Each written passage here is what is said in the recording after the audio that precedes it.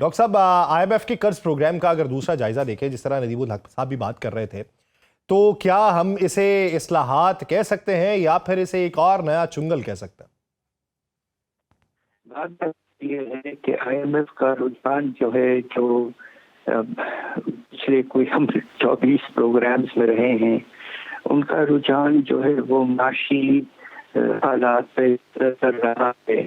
انہوں نے یہ زور نہیں دیا کہ معاشی حالات اس سے منحصر ہوتے ہیں کہ میں گورننس اچھی ہو، لوگوں کے لیے کام کیا جائے، سروسز پرووائڈ کی جائے اور کوشش کے روزگار ڈھونڈا جائے، ملا جائے، اور کرپشن جو ہے جس کے نتیجے میں بہت سے نقصان کو اس کو کم کیا جائے۔ تو اب انہوں نے جو نئے شرائط رکھے ہیں وہ ماشاءاللہ ان دو ایریاز میں ہے، گورننس اور کرپشن کی کمی۔ تو یہ بہت مناسب ہے، اور اگر واقعی ہمارے گورننس میں بہتری آتی ہے اور کرپشن کم ہوتا ہے تو اس سے بہت فائدہ۔ بات کرپشن کم ہونے سے فائدہ ہے۔ ڈاکٹر حفیظ پاشا صاحب، جس طریقے سے اختلاف ہے، جس طریقے سے ہمارے پاس تجاویز نہیں ہے، تو بظاہر یہ جو تجاویز آئی ہیں یہ تکنیکی دکھائی دینے والی یہ شرائط مہنگائی، روزگار اور اشیاء ضروریہ کی قیمتوں پہ کس طریقے سے پھر عمل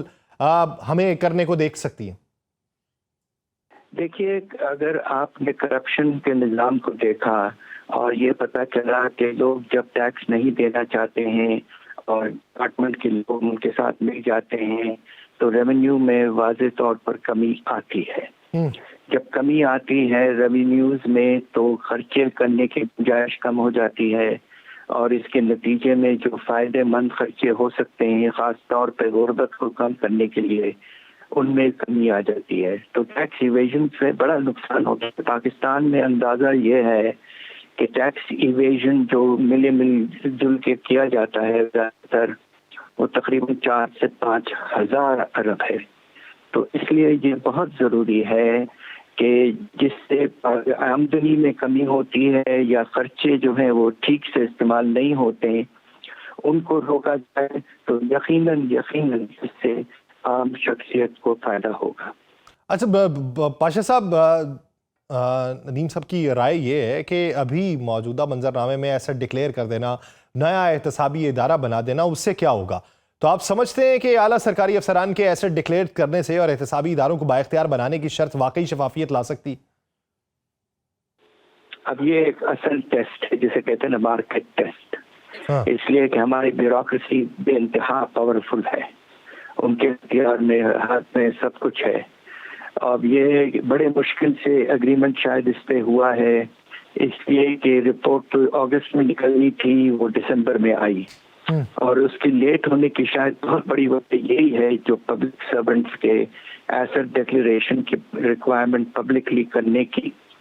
تو اب یہ جسے میں کہتا ہوں ایک مارکیٹ ٹیسٹ ہے، باقی جو ریفارمز IMF نے پرپوز کیے ہیں وہ ٹھیک سے امپلیمنٹ ہوتے ہیں یا نہیں، ہوتے ہیں یا نہیں ہوتے، یہی تو ایک اہم سوال ہے۔ ڈاکٹر صاحب، آپ سر کیا سمجھتے ہیں؟ اگر ہماری معیشت کو دیکھیں تو اس میں بہت بڑا حصہ زراعت کا تھا، اب کھاد کو دیکھ لیں، اینٹی پیسٹیسائڈز میڈیسنز دیکھ لیں، اس پہ جو ممکنہ ایکسائز ڈیوٹی ہے اس میں جو اضافہ ہوگا، تو پھر آپ کیا سمجھتے ہیں کہ اس کا اثر فصلوں کے اوپر کتنا پڑے گا اور عام صارف کو کتنا بھگتنا پڑے گا؟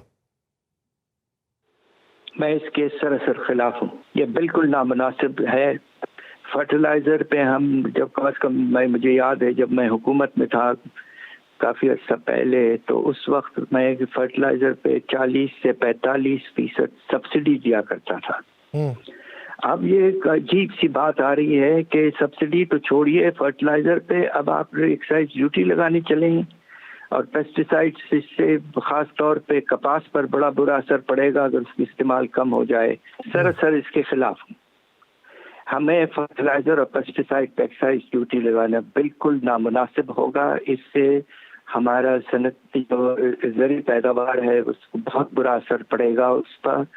اور مجھے یاد ہے 20 سے 25 سال پہلے جب میں حکومت میں تھا تو اس وقت میں 25% سے 50% تک کی سبسڈی دیتا تھا مختلف فرٹیلائزر پر۔